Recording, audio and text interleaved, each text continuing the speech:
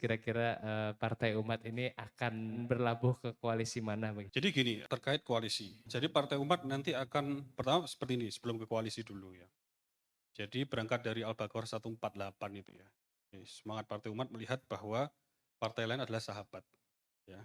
Artinya teman, ya, yang masing-masing juga punya kiblat perjuangannya. Ini kan Al-Baqarah 148. Kiblat di sini maksudnya artinya caranya. Ya, tentu kita punya prasangka baik, semuanya tentu ingin Indonesia ini semakin baik lah. Gitu. Nah, kemudian di 148 juga ini Al-Baqarah, mari kita fastabiqul khairat ya, musabakoh, berlomba-lomba ya dalam membangun negeri ini. Nah, kaitannya dengan koalisi, kita akan berlabuh ke koalisi di mana di situ memang sama-sama ingin melihat keadilan multidimensional di negeri ini, keadilan hukum ya, yang sekarang kita lihat agak partisansip, hukum dijadikan alat untuk memilih yang mana mau dibantu, mana yang tidak dibantu. Kemudian keadilan ekonomi ya, kita lihat ekonomi mandek di satu putaran atau satu lingkaran, dua lingkaran ya. 1% orang kaya Indonesia menguasai 50% aset ya, lebih, kemudian 99% rakyat Indonesia rebutan sisanya, kan gitu, nggak masuk akal. Ini contoh ekonomi yang timpang ya, sangat timpang.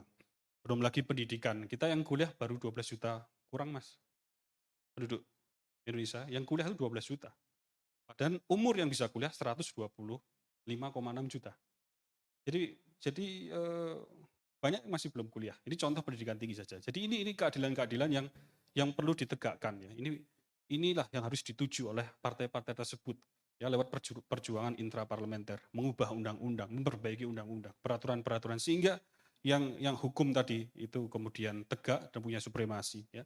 Kemudian yang pendidikan tadi adil ya, merata ya.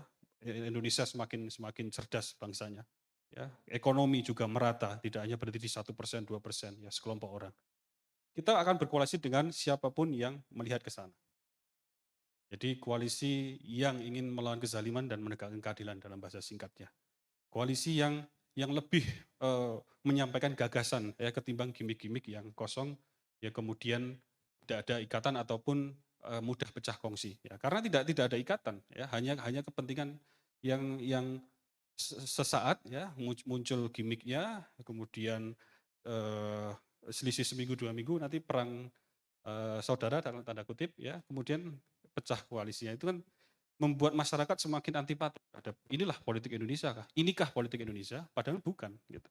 Padahal kita harus meredefinisi, kita definisi ulang politik Indonesia itu politik yang adiluhung ya, yang politik berkualitas tinggi, yang bermartabat, yang amanah ya, politik yang ikhlas, yang memahami ukhuwah ya, bertanggung jawab dan lain sebagainya. Ya.